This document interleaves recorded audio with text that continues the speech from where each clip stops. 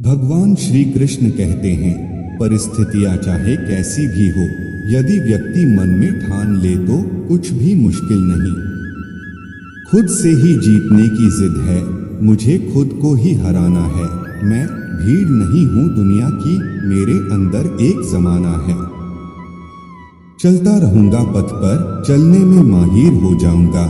या तो मंजिल मिल जाएगी या अच्छा मुसाफिर बन जाऊंगा। जिंदगी में तपिश कितनी भी हो, कभी हताश मत होना, क्योंकि धूप कितनी भी तेज हो, समंदर कभी सूखा नहीं करते। इन महान विचारों के साथ आज की वीडियो शुरू करते हैं। जय श्री राधे कृष्णा, राधे राधे। मित्रों, बहुत समय पहले की बात है। एक गांव में धर्म उपदेश देने के लिए लगे हुए शिविर में भगवान गौतम बुद्ध पहुंचे। गांव के लोग अपनी अपनी समस्याएं लेकर उनके पास जाते और उनसे समाधान प्राप्त कर नई ऊर्जा के साथ वापस लौटते। गांव के बाहर एक गरीब राह में बैठा बुद्ध के पास आते जाते लोगों को निहारता रहता। उसने क्या देखा? दुखी चेहरा लिए भारी कदमों से लोग भगवान गौतम बुद्ध के शिविर में जाते और नई ऊर्जा के साथ चेहरे पर खुशी व आनंद लिए वापस लौटते। गरीब ने सोचा, क्यों न मैं भी भगवान के पास अपनी समस्या लेकर जाऊं। यह सोचकर हिम्मत करके वह भी शिविर की ओर चल देता है। शिविर में एक एक कर क्रमबद्ध तरीके से व्यक्ति को प्रवेश मिलता है, इसलिए वह भी अपनी बारी की प्रतीक्षा करने लगा। जो कुछ उसने रास्ते में देखा, अब यहाँ उसे साक्षात देखने को मिल रहा है। लोग एक एक कर अपनी समस्याएं बता रहे थे।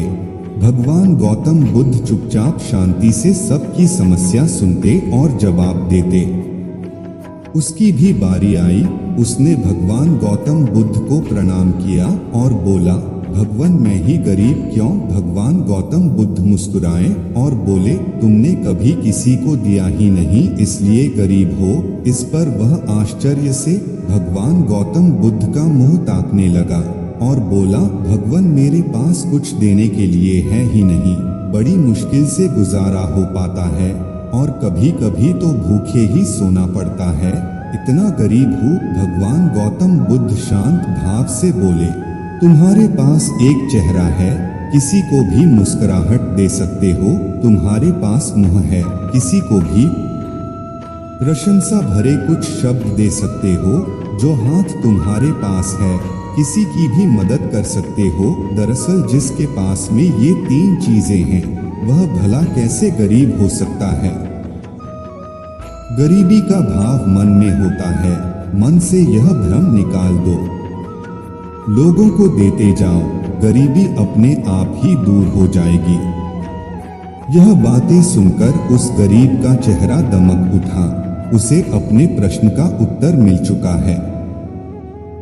अब उसके मन से गरीबी का भाव दूर हो गया। इस शिक्षा को जीवन में उतारकर कुछ ही दिनों में उसका जीवन भी खुशियों से भर गया।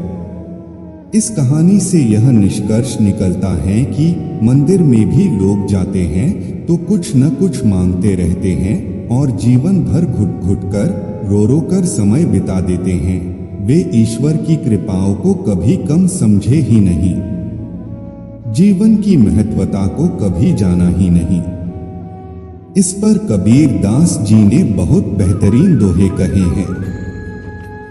सबके पल्ले लाल है, सभी साहूकार, गांठ खोल परखा नहीं, या विधि रहा कंगाल। यानी सभी के पास ज्ञान है, जो कि ईश्वर की अनमोल देन है, जिसे हम कभी जानने समझने की कोशिश ही नहीं की, इसलिए हम सुख का आनंद नहीं ले पाते। मित्रों, मनुष्य जीवन एक अनमोल अवसर है और विधाता की असीम कृपा का तोहफा है। हमारा सर्वप्रथम यह कर्तव्य होता है कि हम उस परम परमेश्वर की इनायतों को समझें, ईश्वर की कृपा को जानने की कोशिश करें। और इसका सबसे आसान तरीका है खुद को समझना।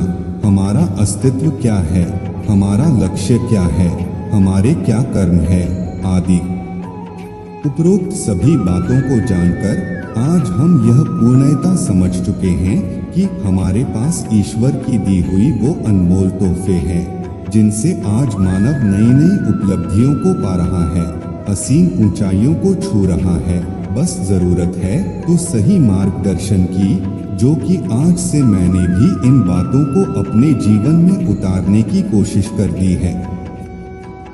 आपको बस यह करना है, पहला काम, हर रोज अपनी एक कमी को दूर करो, चाहे वह आपका गुस्सा हो या फिर नकारात्मक सोच।